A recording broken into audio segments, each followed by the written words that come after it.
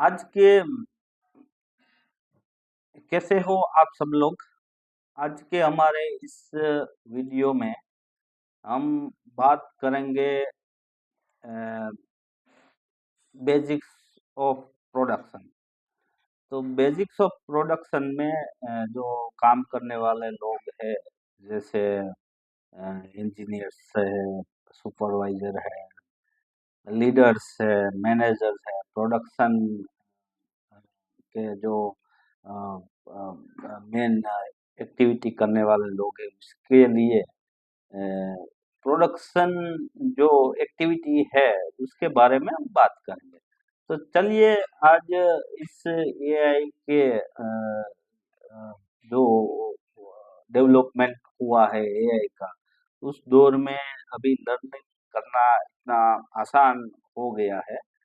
तो वो सब लोगों को भी अच्छा अपना स्पीड और एआई के नज़रिए से सबको अपना स्पीड बना के रखना पड़े। जैसे ही एआई के लेवल पर हमारी जो अंडरस्टैंडिंग है वो सबकी बढ़नी चाहिए। एआई में अपना नॉलेज और एक्टिविटी को अलाइन करना चाहिए।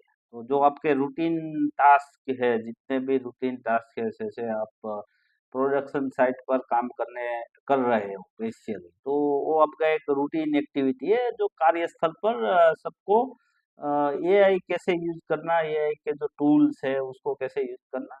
अभी हम बात करेंगे एआई का इस प्रोडक्शन की दृष्टि से क्या क्या हम यूज कर सकते हैं। अभी तो लर्निंग आसान हो गए। तो चलिए वीडियो के टॉपिक पर आते बात करते हैं बेसिक्स ऑफ प्रोडक्शन। तो बेसिक्स ऑफ प्रोडक्शन में क्या क्या आता है, जैसे उसमें मेनली 5S एक्टिविटी आता है, जो management by 5S activity, quality control basics, quality के जो कंट्रोल बेसिक्स है उसका बारे में बात करेंगे। The 7 tools of quality, QC control. तो टूल्स जो 7 है उसके बारे में बात, न्यू 7 टूल्स ऑफ क्यूसी, जो नए टूल्स है, और एडवांस मैनेजमेंट टूल्स।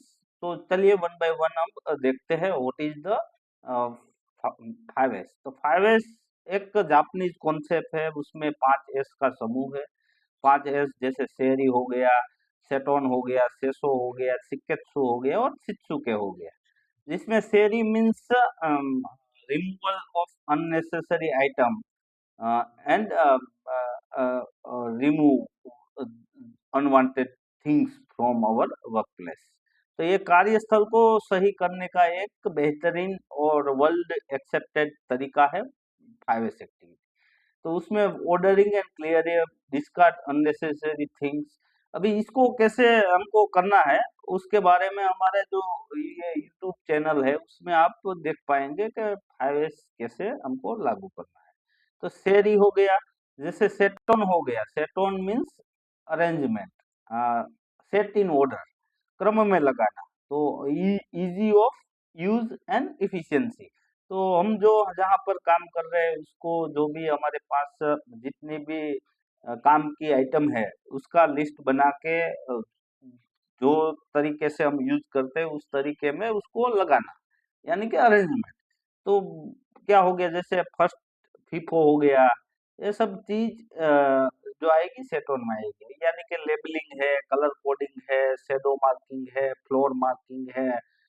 ये सब एक्टिविटी हमारे इफिशियंसी इंप्रूवमेंट में आएगी। इससे हमारा क्या फायदा होगा कि जो हमारा कार्यस्थल है वहां पर हमको सर्चिंग टाइम रिड्यूस हो जाएगा।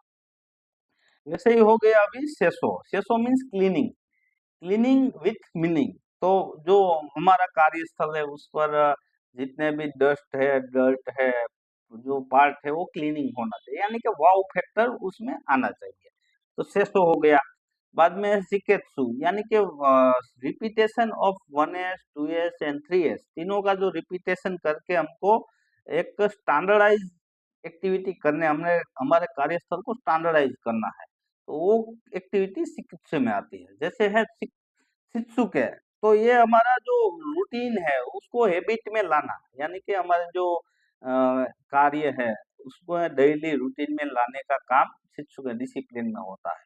तो यहाँ पर हम मॉर्निंग मीटिंग से लेके इवनिंग तक एक ही जैसा माहौल बना के रहे, ऐसा माहौल हमको बनाना रहेगा। तो वो माहौल बनाने के लिए जो एक्टिविटी आएगी वो अपने चित्सुक में यानी डिसिप्लिन में एक्टिविटी आएगी।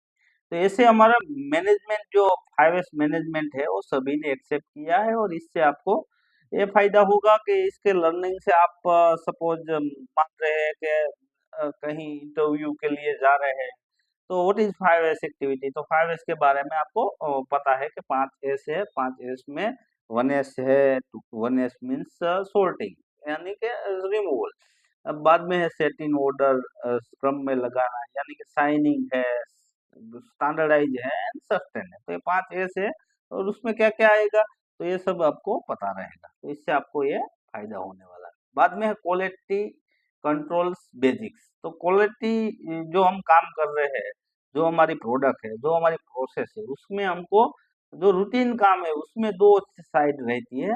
एक रहती है जॉब मैनेजमेंट, यानी कि हमारा जो जॉब डेली रूटीन काम है उसमें हमको जो काम आएगा उसमें मेंटेनेंस है और इम्प्रूवमेंट है। तो हमारे जो क्वालिटी काम में हमको जो क्वालिटी है उसको सस्टेन भी रखना है, और उसको प्रोडक्ट की क्वालिटी को इम्प्रूव भी करना है। तो ये दोनों चीज हमको क्वालिटी के बेसिक्स में। बाद में फैक्ट बेस्ड मैनेजमेंट आएगा कि डेटा ड्रिवन हमारे जितने भी एक्टिविटी है वो डेटा ड्रिवन होनी चाहिए, यानी कि जो फैक्ट है उस पर हम पर काम करके काम जो प्रोडक्ट है उसको इम्प्रूव करना चाहिए, प्रोसेस को इम्प्रूव करना चाहिए। बाद में है मैनेजमेंट प्रिंसिपल। तो ये क्वालिटी में जो मैनेजमेंट के प्रिंसिपल है, जैसे हमारा आईएसओ हो गया, तो पीडीसीए साइकिल पर चलता है, प्लान डू चेक एक्ट। जो प्लान करना है, डू करना है, चेक करके एक्ट करके फिर वापस रिवीजन, तो ये साइकिल पूरी चलती रहती है। जैसे हो गया 5W1H। तो हमको कोई भी प्रॉब्लम है उसको आइडेंटिफाई करने के लिए 5W1H एक टूल है। तो उसमें वो 5W means what, when, who, where, why and which, why and where, और एक हाउ। तो ये करने से हमारा जो प्रॉब्लम है उसका डेफिनेशन क्लियर हो जाएगा। बाद में PQCD SME इंडेक्सिस।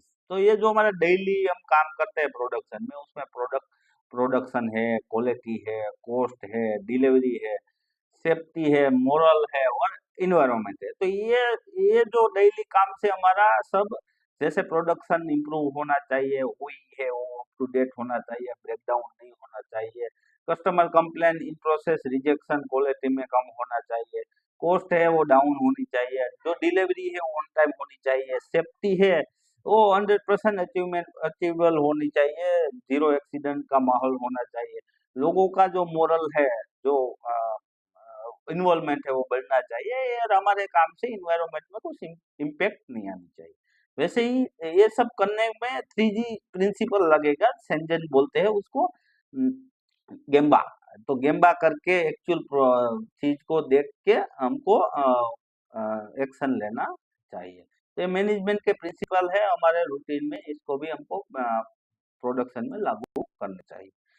ऑफिस में बैठ के कुछ काम नहीं करना चाहिए, फ्लोर पर जाके ही हमको डेटा करना चाहिए। बाद में है 7 टूल्स ऑफ क्वालिटी।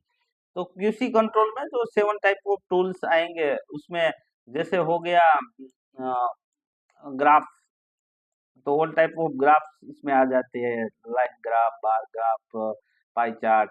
बाद में पेरेटो 80-20 रूल्स लागू करना है, कॉज एंड इफेक्ट डायग्राम। तो ये सिस्टमेटिक फोरम में हमको कोई भी प्रॉब्लम को आइडेंटिफाई करने का एक तरीका है, कॉज एंड इफेक्ट डायग्राम। बाद में है चेक शीट का यूज करके हमको जो डेटा है उसको सिस्टमेटिकली मॉनिटरिंग करके फ्रीक्वेंसी के आधार पर रखना चाहिए। हिस्टोग्राम, हिस्टोग्राम पर हमको जो प्रोसेस में जो अनइवननेस है उसको डिफाइन करना चाहिए, यानी कि प्रोसेस इंप्रूवमेंट के लिए हिस्टोग्राम यूज। स्कैटर डायग्राम जो कैटेगराइज करके हमको फ्रीक्वेंसी करनी चाहिए, जो फ्रीक्वेंसी एक टाइप ऑफ करके स्कैटर वे में पड़ा है उसको एक जगह पर, जो स्कैटर है अलग अलग टाइप के जो आइडियाज है उसको सिंगल उसमें डालना है। बाद में कंट्रोल चार्ट। तो ये रन चार्ट जैसे कंट्रोल चार्ट बोलते हैं, रन रन है, रन चार्ट, तो उसमें यूज करके हमको ये 7QC टूल का भी यूज करना चाहिए।